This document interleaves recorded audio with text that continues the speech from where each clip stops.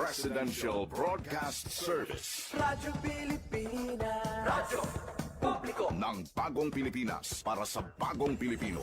Naghahatid ng mahahalagang balita at impormasyon na guugnay ng pamahalaan sa sambayanan. Tulay sa himpapawid ng serbisyo publiko. Radyo Pilipinas. Radyo Publiko. Ang boses ng Pangulo. Sa Iloilo, Radyo Pilipinas. 585 AM. Philippine Standard Time, las 4:11 sa hapon. Gikan sa hulot balitaan sa PBS, Radyo Pilipinas, Iloilo. Gintipon sang bugos nga puwersa sa News and Public Affairs Division. Mga pagsaysay sa mga hitabo o aksyon, mga pananawan, kag desisyon, mga hibubunon sang napektuhan nga sektor, mga dalagpo nga balita diri sa Iloilo. Kag iban nga bahin sang Kabisayan nagkatungdan. Mga balita nga natipon sa sulod sang nagligad nga 24 oras. Inyo mapatian sa Headliners Was. Kagkaroon, yari ang inyo PBS News Team.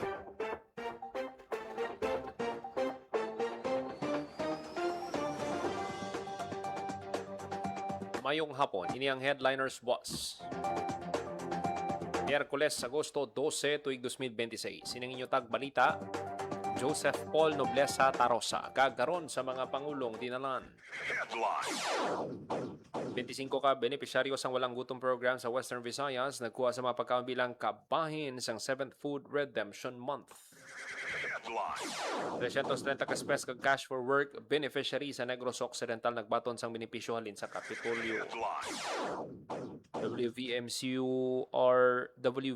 or ERC na angkon ang PHREB Level 3 bago nga building nangin instrumento sa pagganda sa PHREB Level 3 accreditation.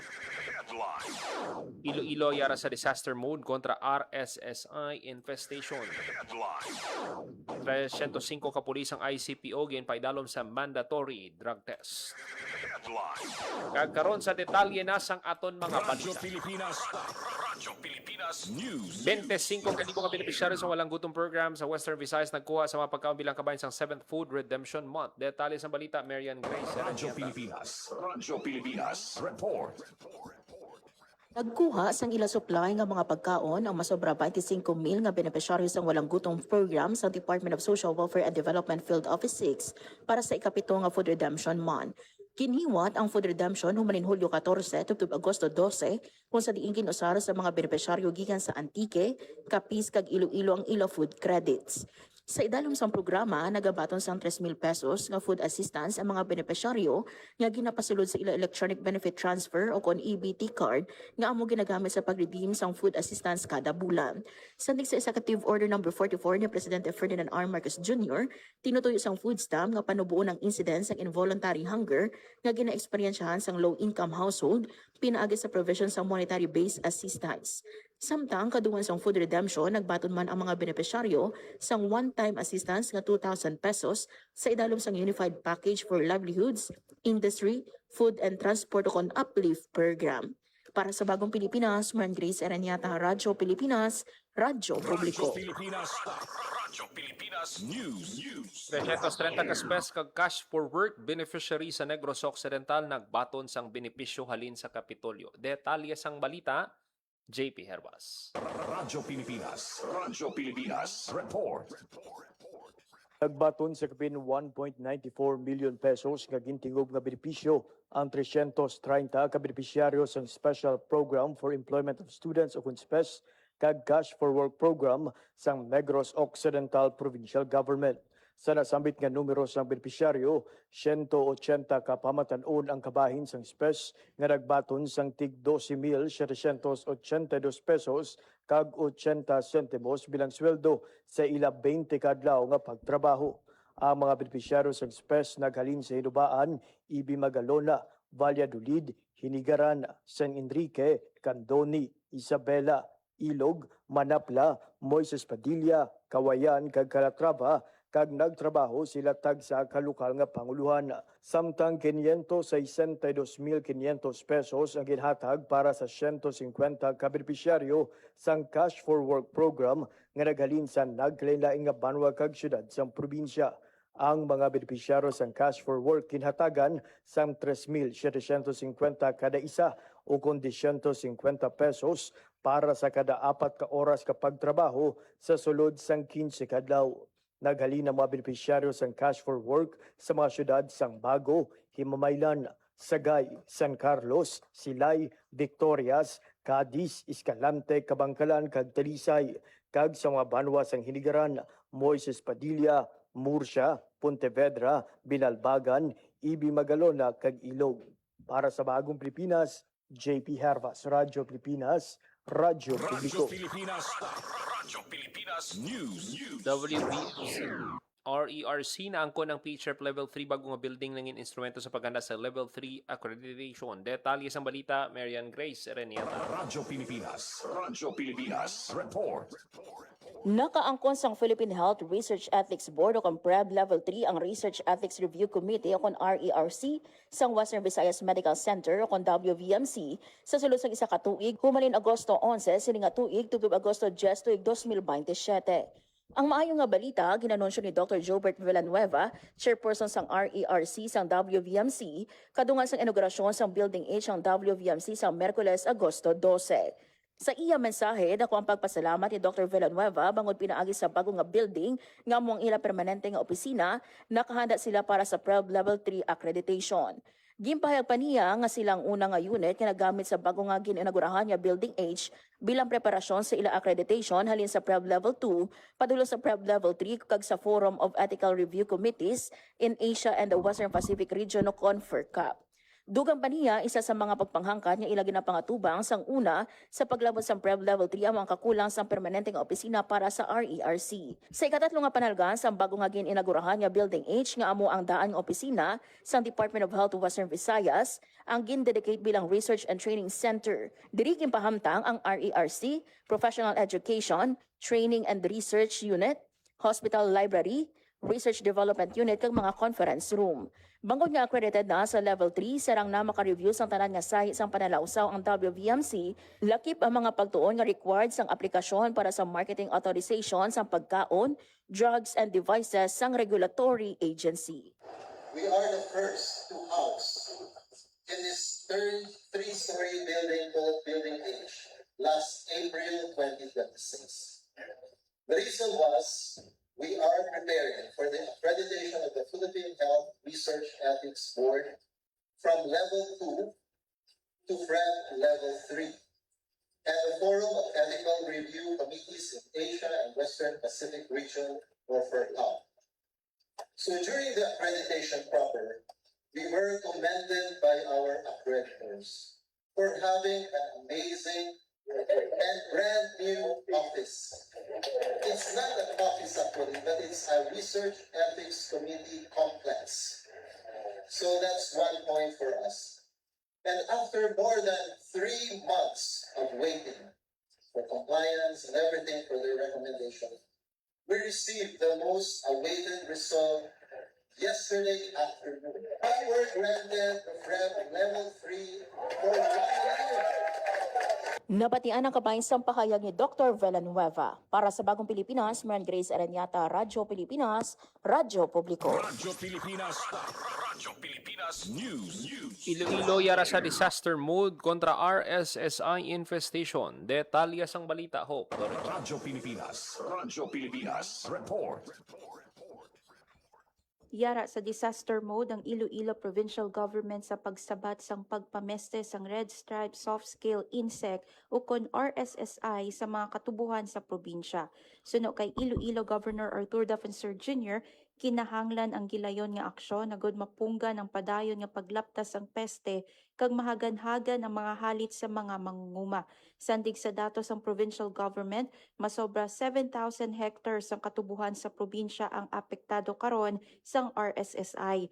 Lakip sa mga ginapatuman nga tikang sang probinsya ang regular nga infestation reporting, surveillance kag pagsiguro sang biosecurity measures. Nakapatigayon naman ang probinsya sa mga drone-assisted gid nga aplikasyon sang foliar fertilizer kag biological control agents. Kag labaw sa tanan, nakapatuman man ini sang education campaign agud mapataas ang ihibalo sa mga mangunguma kag publiko tuhoy sa RSSI. Para sa Bagong Pilipinas, Hope Trichante, Radyo Pilipinas, Radyo Publiko. Radyo Pilipinas. Radyo Pilipinas News. Ginpaidalom sa mandatory drug test ang 305 ka personnel sang Iloilo City Police Office bilang kabahin sang Integrity Monitoring Program sang PNP. Ang mga personnel nga ginpaidalom sa drug test nagikan sa pulo ka police station sa syudad sang Iloilo. Suno sa Iloilo City Police Office ang mandatory drug testing hindi lang isa ka requirement, ini isa ka paagi agud matakos ang disiplina kag profesionalismo sa mga pulis. Sa pagpakita nga hilway ang kapulisan sa illegal nga droga ginalauman nga magapada ang pagsalig sa mga pumuluyo sa ICPO. Radyo Pilipinas News. Produksyon sa mga mangunguma sa Akwit Barotac Nuevo nagsaka matapos magpaidalom sa Masagana Rice Industry Development Program. Detalye sa balita, JP Herbas. Radyo Pilipinas Report. Nadugangan sang hindi magdubo sa 20 kakaban kada hektarya ang ani sa 94 kamanguma sa barangay Akwit, Barotac Nuevo, Iloilo. Ini kasunod sang pagpaidalom sa ilang grupo sa Masagana Rice Industry Development Program sang Department of Agriculture sang tuig 2024. Paagi sa clustering hybrid rice technology husto nga farm practices, paghanas kag production support, nagsaka sa 120 tubtob 150 halin sa isa kagatos kakaban kada hektarya ang ani sang mga mangunguma. Labaw sa mas mataas nga ani, ginpakita sa Akwit Rice Cluster nga ang paghugpong kag paggamit sa modernong nga teknolohiya kag ihibalo amo ang mga yabe sa mas produktibo kag mapag-un nga pagpanguma. Sa subong, padayon nga nagabinuligay ang mga manguma agud mapabilin ang ila bugana nga ani. Para sa Bagong Pilipinas, JP Herbas, Radyo Pilipinas, Radyo Publiko. Radyo Pilipinas. Radyo Pilipinas News. Makabig nga historic low ang kantidad sang unprogrammed funds nga makita sa ginaproponer nga 2027 national budget. Ang ginaproponer nga 2027 national budget yara sa 7.2 trillion pesos. Nakaangkla sa tema nga people-centered growth for a inclusive and resilient future ang plano sa paggasto. 6% ka mas mataas ang sa 2026 nga budget nga nagatag prioridad sa edukasyon, infrastruktura, ikayong lawas kag sosyal nga proteksyon. Ginsiling ni DBM Acting Secretary Kim De Leon nga 111.98 billion ang on-program appropriations para sa sunod nga tuig para sa 1.5 o kung 1.5% sa kabilugan ng expenditure program, ini ang pinakamanubo nga nominal value umpisa sa 2019. Ini man ang pinakanubo nga ratio sa program appropriation sa kabilugan nga budget umpisa sa 1991. Radyo Pilipinas. Radyo Pilipinas News. Rehabilitation Center, Eye Center kag Research and Training Center igapamtang sa bago nga building sa WVMC. Detalye sa balita, Marian Grace Erenieta. Radyo Pilipinas. Radyo Pilipinas Report. May 3 ka center nga ipahamtang sa bagong nga gininaugurahan nga Building H ang Western Visayas Medical Center sa Mandurriao, Iloilo City. Gimpahayag ni Dr. Joseph D. Nicolo, Chief sang WVMC, nga ipahamtang sa first floor sang Building H ang Rehabilitation Center kung sa di magatanyag sa komprehensibo nga physical, occupational kag speech therapy services sa mga pasyente para sa ila recovery. Sa second floor naman ang Eye Center kung sa diin ang outpatient ophthalmology clinics, diagnostic facilities kag dedicated ambulatory operating room para sa eye care kag sa third floor naman ang Research and Training Center kung sa diin igapahamtang ang Research Ethics Review Committee, Professional Education Training and Research Unit, Hospital Library, Research Development Unit kag conference rooms. Ang Building H ang daan nga opisina sa Department of Health Western Visayas Center for Health Development nga gin-turnover sa WVMC. Ang pondo para sa rehabilitasyon sa building ang ginkuha sa pondo sang DOH. Ginhiwat ang inaugurasyon kag blessing sang building sa Miyerkules, Agosto 12 sa pagpanguna ng Dr. Phoebe Tanlangit, Director sang DOH, Dr. Marwin Bello, Regional Director sang DOH Region 6, Dr. Nicolo, kag iban pa nga mga opisyal sang WVMC. Sa mensahe ni Dr. Tahanlangit, gipahayag niya nga ang Building H nagapakita sang commitment sang DOH nga maghatag sang accessible, quality kag compassionate healthcare services sa mga pumuluyo. Dugang paniya nga ang pasilidad nakaangkla sa bisyon ni Presidente Ferdinand R. Marcos Jr. sang isa ka bagong Pilipinas kung sa diin ginapabaskog pa ang serbisyo sang gobyerno, ginaobra nga accessible ang pag-atipan sa kaugalingon kag ang kada Pilipino may maayo nga panglawason kag nagakabuhi nga produktibo. Building H will serve as the new home of the Physical Medicine and Rehabilitation Center, Eye Care Center, Research Ethics Review Committee, and Professional Education, Training and Research Unit. These facilities will not only expand our capacity to deliver specialized healthcare services, but also strengthen education, training, research, and innovation in the health sector. This milestone is a testament to the Department of Health's continuing commitment to improving our healthcare infrastructure and ensuring that our facilities are responsive to evolving needs of our people. It is also aligned with the vision of President Ferdinand R. Marcos Jr. for a bagong Pilipinas, one where government services are strengthened, healthcare is made more accessible. Nabatian ang kabayang sampahayag ni Dr. Tahan Langit. Para sa Bagong Pilipinas, Maran Grace Ereniata, Radyo Pilipinas, Radyo Publiko. Radyo Pilipinas News. Nadakpan sang Iloilo Police Provincial Office ang duha ka drug suspect sa bypass operation sa Barangay Batad Viejo, Batad, Iloilo. Ang mga nadakpan ginkilalang sanday alias Iris, 36 anyos kag alias Pani, 25 anyos, lunsay residente sang San Enrique, Iloilo. Nakumpiska sa operasyon ang 215 gramos sang shabu nga nagabalor sang 1.46 milyon pesos. Gintingob nga puwersa sa Provincial Drug Enforcement Unit kag Batad Municipal Police Station ang nagpatigayon sang operasyon sa pagkaaresto sa mga sospek. Kaso nga paglapas sa Republic Act 9165 ug Comprehensive Dangerous Drugs Act of 2002 ang ila pagkatubangon. Radyo Pilipinas News. First Iloilo Maize Vendors Expo nagsugod na subong adlaw, Agosto 12. Detalye sang balita, Jenel Barra. Radyo Pilipinas. Radyo Pilipinas. Report. Nagsugod na sa Agosto 12 ang labing una nga Iloilo Maize Vendors Expo 2026 sa courtyard by Marriott Iloilo nga ginorganisa sa Iloilo City Maize Center upod sa Department of Tourism Region 6 kag Maize Alliance subong Mantieza. Suno kay Iloilo City Mayor Reza Treñas sa ini sa iadugay na nga handom nga ma-promote ang mga local suppliers sa production, music, hotels, tourism operators kag iban pa ang mga nagaserbisyo sa maize industry.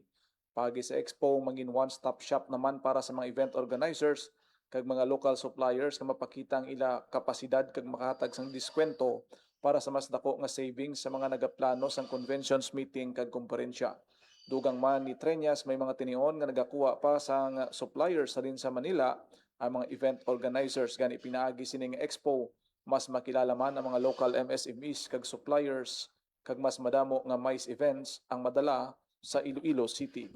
Para sa Bagong Pilipinas, General Baclay, Radyo Pilipinas, Radyo Publiko. Radyo Pilipinas. Radyo Pilipinas News. Antique Governor, sa ang panlalawigan nagbuligay para sabto ng pila ka problema sa probinsya. Detalye sang balita, Hope Torresante. Radyo Pilipinas. Radyo Pilipinas. Report.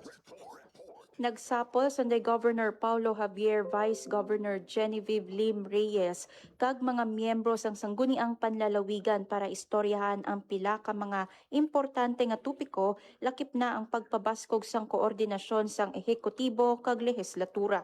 Lakip sa mga ginbayaw sa Sinapol ang formal nga turnover sang new legislative building halin sa Department of Public Works and Highways padulong sa provincial government sang Antique.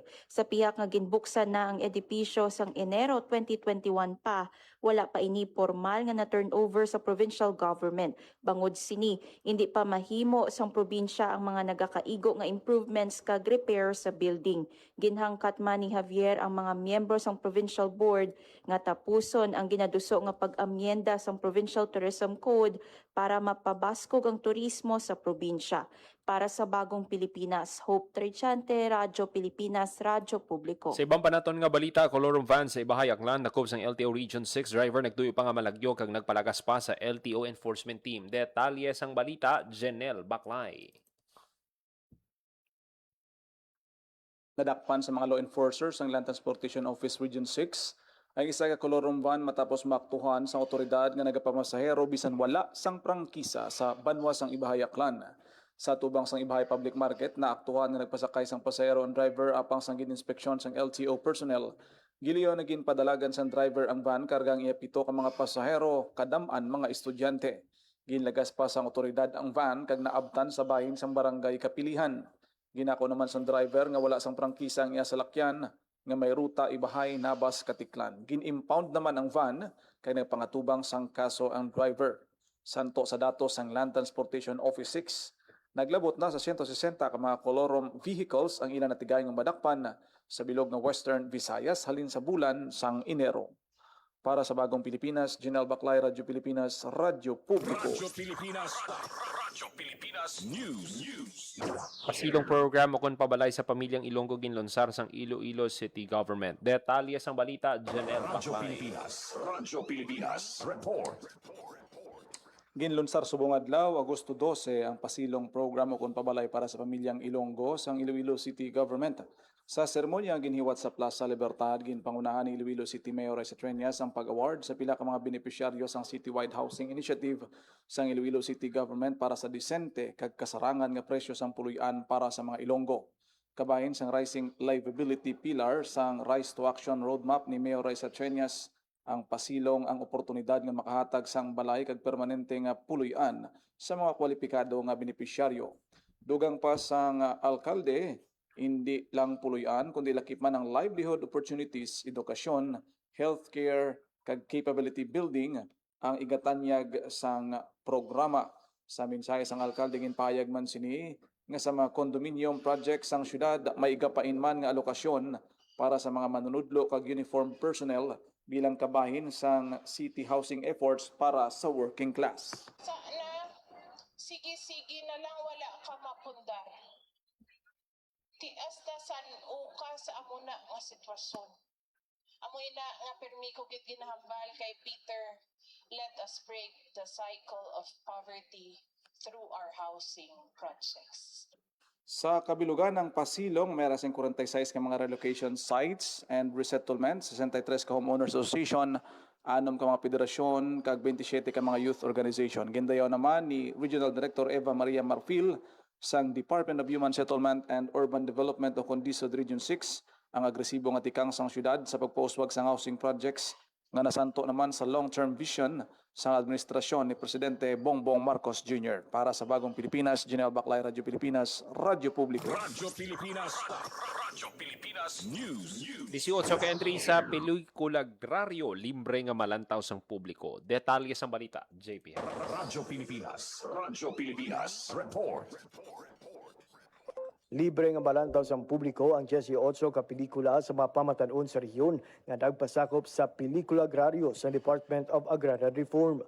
Ang Pelikula Agrario isa ka film competition sang DAR sa idalom sang Project Split nga nagahatag oportunidad sa mga pamatanon nga mapakita ang ila ikasarang sa pag-ubra sang pelikula kag mapasangkad ang hibalo sang publiko tuhoy sa mga programa sang ahensya.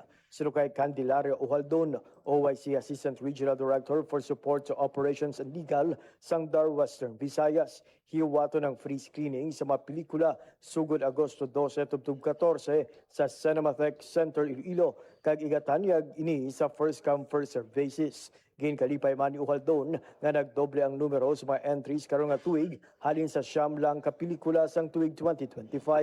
Magluwas diri ang karon nga tuig nga pelikula Agrario ang ginpasakupan sang tanan nga probinsya sang Western Visayas. Lakip sa mga nagpadala sang entries ang mga estudyante sang Aklan State University, University of Antique, St. Anthony's College, Philomer Christian University Incorporated, University of San Agustin, Iloilo Science and Technology University Miagao Campus, Central Philippine University, University of Philippines Visayas, West Visayas State University, kag Guimaras State University. Cash prize kag kahiganan nga magtiglawas sa rehiyon sa national level ang nagahulat kapadya sa magapangibabaw nga pelikula. Para sa Bagong Pilipinas, JP Hervas, Radyo Pilipinas, Radyo Publiko. Radyo Pilipinas Radyo Pilipinas News. Nakabaton sang bulig pinansyal ang 199 ka qualified residents ng Santo Tomas, Isabela sa idalom sang Unified Package for Livelihood, Industry, Food and Transport Program o Uplift Program. Katayan sang Uplift nga matagaan sang gilayon nga suporta ang mga pamilya nga nagapangatuban sa panghanggat sa ilang mga galastuhan sa pang-adlaw-adlaw. Radyo Pilipinas News. Naglabot sa 1,074 ka pamilya sa Banwa sang Besao ang nagabaton sang bugas sa idalom sang Rice Distribution Project. Ang una kay kadua nga batch sa distribution ginpatigan sa Agosto 4 kag 5 sa Lakmaan, Agawa, Gueday, Abagio, Kiniway, Padagaan, Payaw kag Tambuan. Ang tagsa ka kwalipikado nga pamilya nakabaton sa 35 ka kilos ang dekalidad nga bugas. Padayon pang distribusyon sa barangay Bangitan, Katingan, Laylaya, Sikib, Besao West kag Besao East sa masunod nga mga adlaw sa umpisa gin planong programa para sa mga vulnerable sector apang ginpalapad ini sang munisipyo agod mabuligan ang tanan nga kwalipikado nga pamilya sa Besao base sa ginpatiyon nga family level survey. Kabahin ini isang assistance to indigent individuals or families through Food Assistance Rice Distribution Program sa national government sa idalom sang Bagong Pilipinas Agenda. Pa sa direktiba ni Presidente Ferdinand Marcos Jr. ginapatuman ang programa agad mapabakod ang food security sa pungsod. Radyo Pilipinas News. Nagpatigayon sang DILG o kanang DILG sa third-party monitoring 2026 inception meeting kag Memorandum of Agreement signing sang Lunes, Agosto 11 sa Cebu City. Ang kaiwatan formal nga naglunsar sang implementation sang TPM 2026 kay nagapabaskog sang interagency collaboration sa pagmonitor sang LGSF-funded projects, ma-promote ang transparency, accountability kag epektibo nga project implementation sa bugos nga Radyo rehiyon. Pilipinas News. Nakabato na tanan nga barangay sa kapis ang bawat barangay makikinabang presidential assistance sa idalom sang Social Civic Projects Fund. Ang distribusyon ginpanguna ni Capiz Governor Frednil Castro. Naibaluan sa pagbisita ni Presidente Bongbong Marcos sa Roa City sang Abril 27, iyagin pahayag ang tagsa ka barangay sa pungsod na pagkatagan sa 200,000 pesos. Sa nasambit nga kandidat, 100,000 ay gahatag bilang educational assistance sa 5 ka graduating college students samtang nabilin nga 100,000 gamiton para sa mga proyekto sang barangay. Katuyon sa programa, nga mapalapit pang serbisyo ng national government sa mga barangay kung masiguro nga mabatsyagan sa mga Pilipino ang mga programa sa gobyerno sa komunidad. Radyo Pilipinas News. Samtang ginumpisa na sa lokal nga panguluhan sa La Trinidad ang pagpanagtag sang bugas sa Municipal Gym Lunes, Agosto 11. Masobra 3,000 kasako sang bugas nga nagabugad sa tig 25 kilos ang ginhatag sa mga identified program beneficiaries sa La Trinidad bilang kabayan sang LGSF. Ang pagpanagtag sang bugas kabayan sang inisyatibo ni Presidente Ferdinand Marcos Jr. para mabuligan ang mga pamilyang Pilipino nga nagakinahanglan sang suporta. Radyo Pilipinas News. Samtang ginpadulungan ni Presidente Ferdinand Marcos Jr. ang Verdant Covered Court Evacuation Center sa Barangay Pamplona, Las Piñas City, kag personal nga ginkamusta ang mga pamilya nga naapektuhan sang pagbaha bangod sang habagat kag tropical cyclones Luis kag Maymay. Gintagaan atensyon ang presidente ng sitwasyon sa mga evacuee kag ginpasiguro ang padayon nga bulig sa mga apektado nga pamilya. Bilang kabayan sa relief operations, naghatag ang DSWD sang hot meals, family food packs, sleeping kits, hygiene kits kag 10,000 pesos nga financial assistance sa tagsa kaapektado nga pamilya. Magapabilin nga sa landigan sa mga pamilya nga naapektuhan sa kalamidad, ang gobyerno ka magabulig sa ila pagbangon halin sa epekto sang pagbaha. Radyo Pilipinas News. Sa 68th Philippine Army Change of Command ceremony, ginkalala ni Presidente Ferdinand Marcos Jr. ang tampad nga serbisyo kag pagpamuno sa mga nag-aalagad sa militar. Gintagan igtalupangod ni Marcos ang importansya sang external defense, pagpangapin sa soberanya, territorial integrity sang pungsod kag kaandaan sa mga soldado sa pagresponde sa mga kalamidad. Radyo Pilipinas News. 15 million Techno Hub ginpatindog sa Kabatuan, unang nga school-based Techno Hub sa pungsod. Detalye sang balita, Hope Torres-Sante. Sang probinsya sang Iloilo ang pagpabaskog sang technical vocational sa mga pampubliko nga bulutuan pinaagi sa pagtukod sang Techno Hub sa Kabatuan National Comprehensive High School sa Kabatuan, Iloilo. Ginpangunahan ni Governor Artur Defensor Jr. ang groundbreaking ceremony para sa 15 million pesos nga pasilidad nga ginakabig pinakauna nga school-based Techno Hub sa pungsod. Ang pasilidad ginpondohan pinaagi sa Special Education Fund sang Provincial Provincial School Board kag nakatalana nga magserbe future-ready learning kag innovation center para sa mga estudyante sa Bulutuan. Sunod sa gobernador, katuyuan sang proyekto nga pataaso ng sistema sang edukasyon sa Iloilo, pinaagi sa mga hands-on kag skill-based learning. Lakip sa mga pagatunan sa TechnoHub, ang drone technology, artificial intelligence, 3D printing, kag information and communications technology ukon ICT. Para sa Bagong Pilipinas, Hope Trichante, Radyo Pilipinas, Radyo Publiko.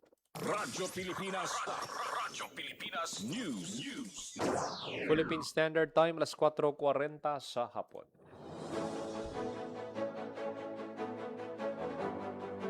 Kagamiad to manatipon nga balita sang PBS Radio Pilipinas Iloilo News Team, Miyerkules, Agosto 12, tuig 2026. Para sa Bagong Pilipinas, Joseph Paul Noblesa Tarosa, Radyo Pilipinas, Radyo Publiko. Ang inyong tulay sa himpapawid ng serbisyo publiko, ang Presidential Broadcast Service, Radyo Pilipinas, Radyo Publiko.